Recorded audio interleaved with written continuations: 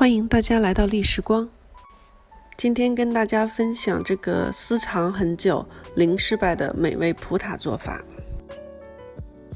先将冰冻的塔皮拿出来化冻和装盘。说明一下，我的配比是正好30个蛋挞的量。我用的塔皮是北美超市常见的冷冻甜品用塔皮。这种塔皮虽然不是千层酥塔皮，但烤完后有牛油曲奇的味道和酥酥的口感，风味完全不输给千层酥皮，并且不腻。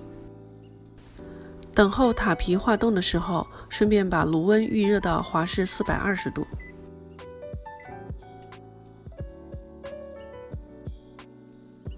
拿一个搅拌盆，倒入400克鲜奶油、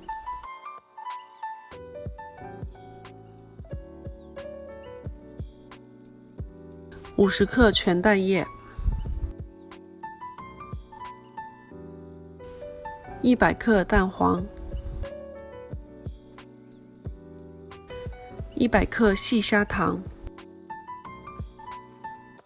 手动搅拌，直到砂糖均匀融化。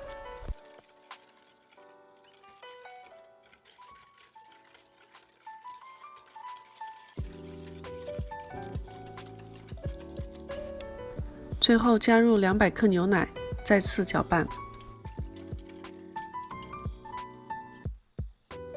静置几分钟，让蛋挞水消泡。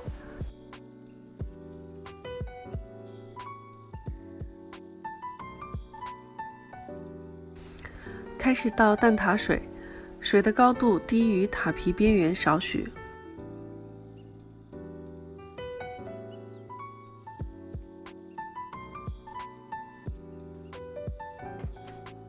将烤盘放到烤箱的中间位置，先烤10分钟。之后烤盘转180度，再烤10分钟，你的葡塔就可以香甜出炉了。